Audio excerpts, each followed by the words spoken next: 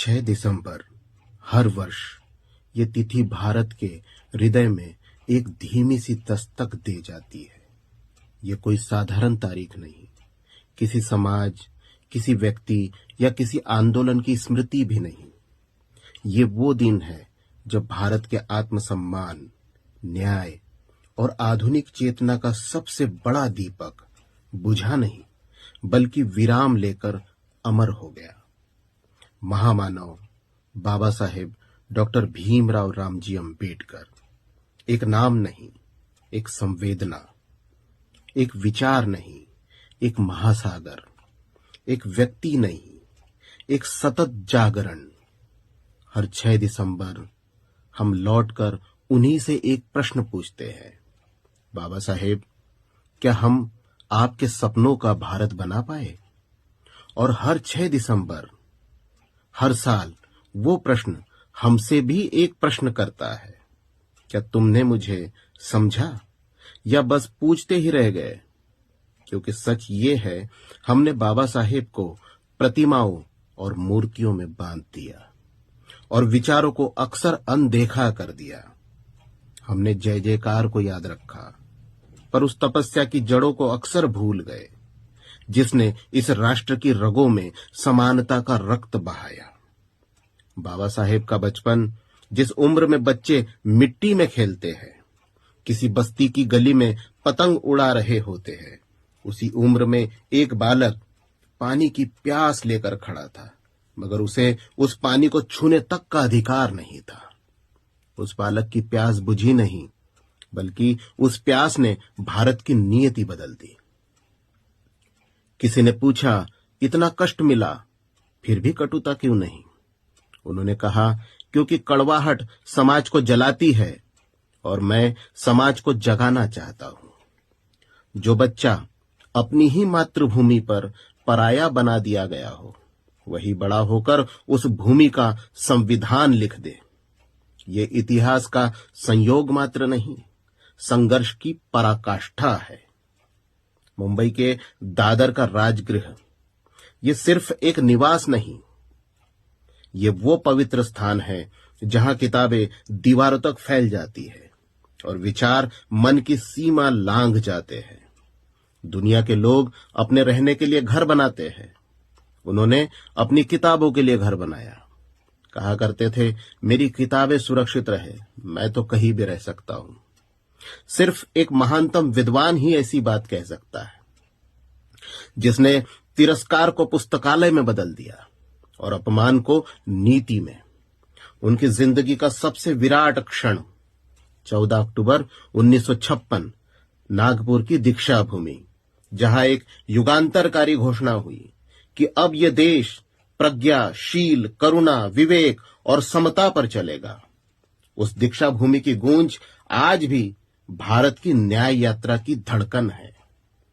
बहुत लोग बाबा साहेब को केवल संविधान का निर्माता मानकर उन्हें सीमित कर देते हैं और खुद भी संतुष्ट हो जाते हैं, लेकिन संविधान तो बस उनकी दृष्टि का एक साहित्यिक रूप था।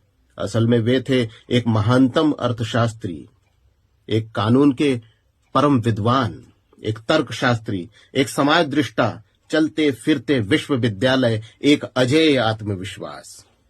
संविधान कोई कागज नहीं, ये एक घायल बचपन का सबसे सभ्य प्रतिकार है।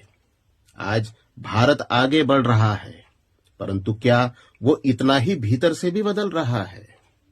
6 दिसंबर यही पूछता है कि क्या हमने सच में बाबा साहेब का संकल्प समझने का कभी ईमानदारी से प्रयास भी किया है?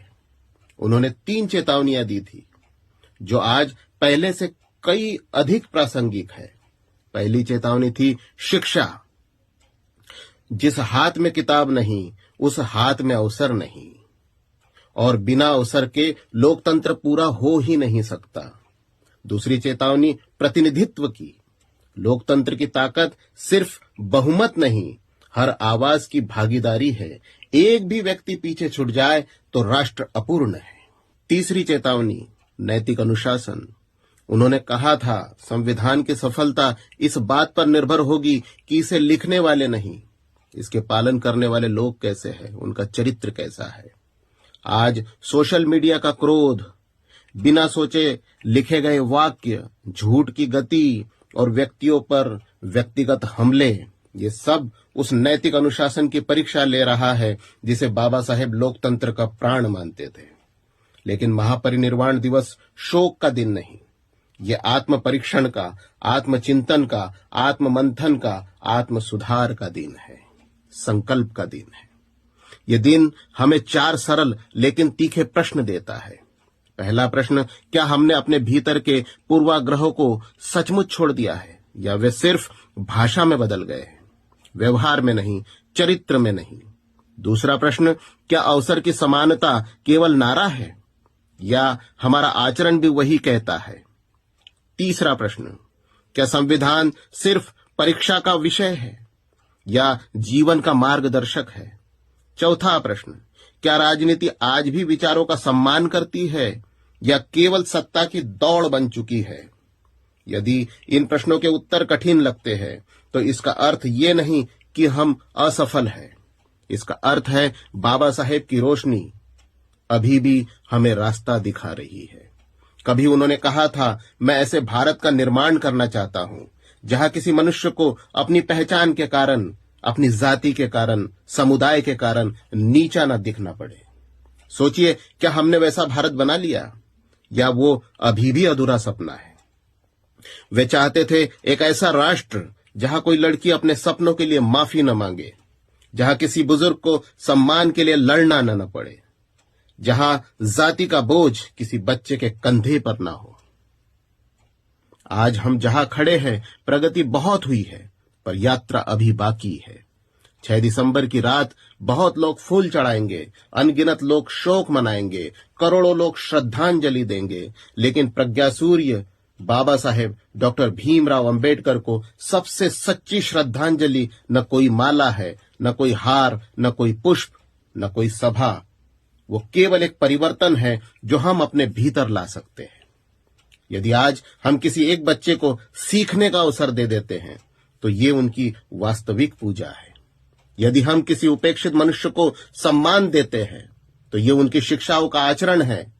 यदि हम सत्य का साथ देते हैं तो ये उनकी विरासत का निर्वाह है। और अंत में महापरिनिर्वाण का अर्थ क्या है? ये वो अवस्था है जहां व्यक्ति समाप्त हो जाता है लेकिन विचार हमेशा के लिए अमर हो जाता है, जहां शरीर रुक जाता है पर रास्ता चलता रहता है, जहां मृत्यु नहीं मार्गदर्शन होता है। आज उसी मार्गदर्शन की जिम्मेदारी हम पर है, क्योंकि बाबा साहेब ने अपना जीवन दिया ताकि हम अपने जीवन को गरिमा से जी सके। आज यदि कोई बच्चा अपनी पहचान से नहीं बल्कि अपने कौशल और सामर्थ्य से पहचाना जाता है तो ये बाबा साहेब की जीत है, उनके विचारों की विजय है। यदि कोई युवती निर्भीक होकर सपने देख सकती है तो ये बाबा साहेब का आशीर्वाद है। यदि भारत दुनिया के सामने समता और समानता का संदेश खड़ा कर सकता है तो ये बाबा साहेब का आधुनिक विज्ञानवादी धर्म है। कल्पना कीजिए, शाम ढल रही है, राजगृह की सीढ़ियां शांत है, किताबें ज्यों की त्यों रखी है। और यदि बाबा साहेब आज भौतिक रूप से जीवित होते तो शायद मुस्कुराकर बस इतना कहते, रास्ता मैंने दिखाया है, चलना तुम्हें है।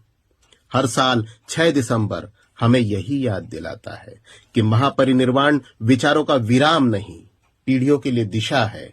और आज उस दिशा की जिम्मेदारी, उसका संपूर्ण उत्तरदायित्व एक एक राष्ट्रनिष्ठ भारतीय पर है, हम सब पर है। प्रज्ञा सूर्य, बोधिसत्व, विश्व रत्न डॉक्टर बाबा साहेब अंबेडकर को महापरिनिर्वाण दिवस पर अंतर्मन से अशेष प्रणाम। बहुत बहुत धन्यवाद।